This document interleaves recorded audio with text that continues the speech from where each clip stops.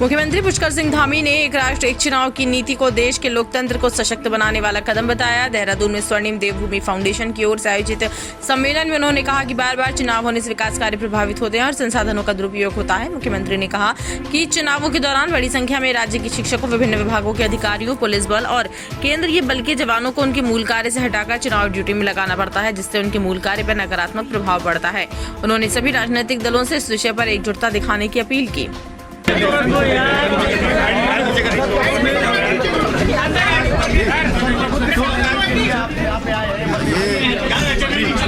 ये देश के लिए बहुत बड़ी आवश्यकता है।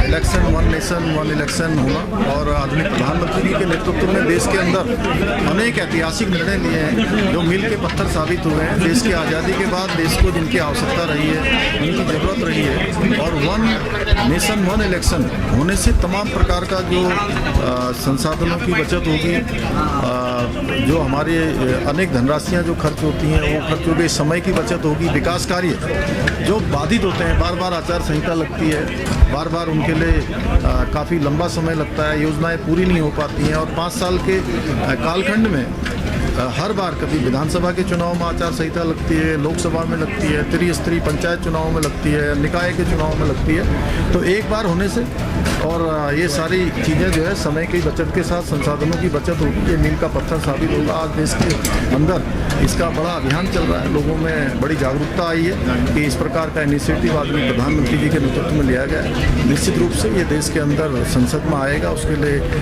जो कमेटी है उसने अपना रिसर्च करने के बाद इस प्रस्ताव को लोकसभा में पेश किया। आने वाले समय में ये निश्चित रूप से देश में लागू होगा, जो एक मील का पत्थर साबित होगा।